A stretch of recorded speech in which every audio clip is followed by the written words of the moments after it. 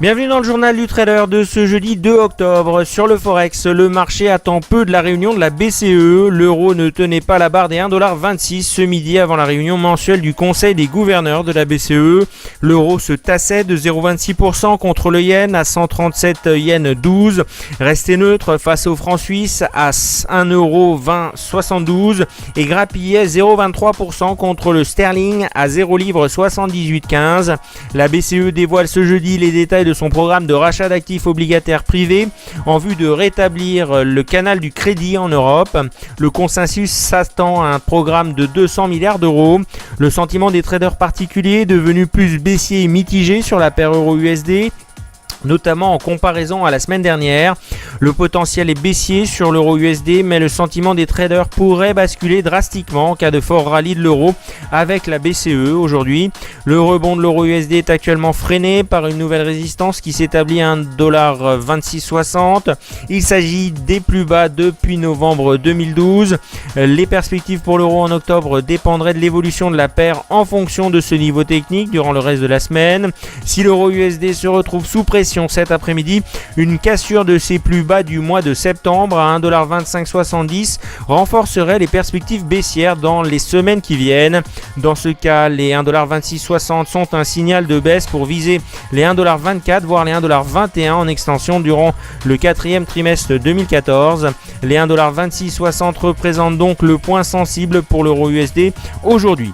À New York, hier, les principaux indices US ont cédé moins 1,3% en moyenne, mais le Dow Transport plonge de moins 2,5% et le Russell 2000, qui avait décroché moins 1,45% ce mardi, a doublé la mise. Hier, le Dow perdait moins 1,4%, le S&P moins 1,3%. La prudence est de mise sur de faux signaux baissiers.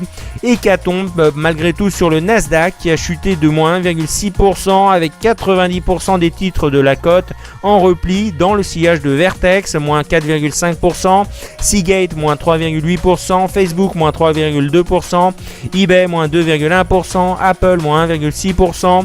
Un premier cas d'Ebola a été détecté aux États-Unis et un malade de retour du Liberia est soigné au Texas. L'épidémie de fièvre hémorragique Ebola qui s'est déclarée en Afrique de l'Ouest a déjà fait au moins 3338 morts sur 7178 cas diagnostiqués par l'Organisation mondiale de la santé. À 14h ce jeudi, le S&P perd moins 1,32%, le Dow moins 1,40% et le Nasdaq moins 1,60%. À Paris, le CAC a débuté en léger recul jeudi matin dans un marché relativement prudent avant la réunion de la BCE. Certains spécialistes mettent cependant en garde contre des faux signaux baissiers dans des marchés où les banques centrales font la pluie et le beau temps. Les valeurs de l'automobile sont très suivies alors que s'ouvre aujourd'hui à Paris le mondial de l'automobile, un événement que les observateurs veulent placer sous le signe de la reprise. L'indice sectoriel Eurostoxx 600 automobile a néanmoins chuté de 15% depuis la mi-juillet. Les bureaux d'études invoquent notamment la situation difficile avec la Russie et avertissent sur le titre Ford, mais recommandent favorablement Renault et Volkswagen. À 14h ce jeudi, le CAC perd moins 0,26%, le DAX moins 0,14%, le FTSE moins 0,26%, l'Eurostoxx moins 0,34%.